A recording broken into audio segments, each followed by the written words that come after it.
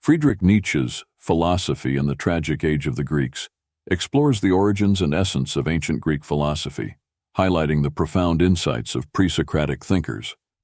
Nietzsche argues that these early philosophers laid the groundwork for Western thought by seeking to explain existence not through mythological narratives, but through reasoned inquiry into the nature of reality. He praises figures like Heraclitus, Anaximander, and Parmenides for their bold intuitive visions, which sought to reconcile the chaos of life with underlying order and meaning. Nietzsche views their inquiries as deeply poetic, reflecting a tragic yet affirming engagement with the mysteries of existence. Central to Nietzsche's analysis is the idea that pre-Socratic philosophy was an expression of the human will to understand and confront the fundamental nature of being. Unlike later rationalists, these thinkers embraced contradiction and paradox, reflecting the dual forces of order, Apollonian, and chaos, Dionysian, that Nietzsche famously explored in The Birth of Tragedy. For Nietzsche, their philosophy embodied a tragic worldview, one that sought to affirm life's struggles and uncertainties rather than escape them through absolute certainties or moral dogmas.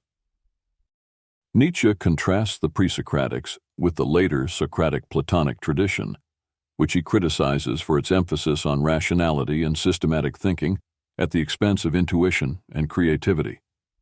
He laments the decline of the tragic spirit in philosophy, arguing that the rise of abstract reasoning reduced the vitality and depth of philosophical inquiry. This transition, Nietzsche believes, marked a loss of the dynamic interplay between reason and imagination that characterized the earliest Greek thinkers. Throughout the book, Nietzsche celebrates the courage and creativity of the pre-Socratics, describing them as the youthful souls of philosophy. He admires their ability to see the world as a place of wonder and possibility, where philosophical inquiry was not about final answers, but an ongoing, poetic engagement with the unknown. Their work represents, for Nietzsche, a high point of human intellectual and artistic achievement, blending the deepest instincts of life with a disciplined pursuit of knowledge. Ultimately, philosophy in the tragic age of the Greeks is both a historical exploration and a philosophical manifesto. Nietzsche calls for a return to the spirit of the pre-Socratics, advocating for a philosophy that embraces the tragic nature of existence and seeks to affirm life's complexity and beauty.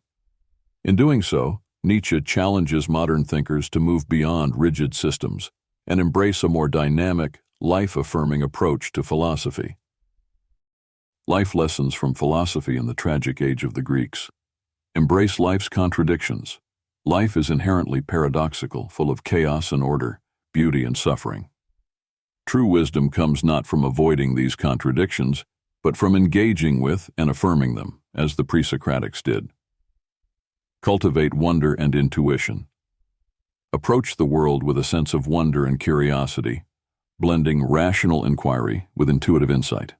Philosophy should be a creative and poetic act, not merely a search for definitive answers. Value the journey over the destination. Philosophy and life are ongoing processes of exploration and discovery. The pursuit of meaning is more important than finding absolute truths or final conclusions. Resist over-rationalization. While reason is a powerful tool, over-reliance on abstract systems can strip life and thought of vitality. Balance reason with imagination and instinct to achieve a fuller understanding of existence. Affirm the tragic nature of existence. Accept that suffering and uncertainty are intrinsic to life. By embracing these aspects, rather than fleeing from them, one can find a deeper sense of purpose and joy.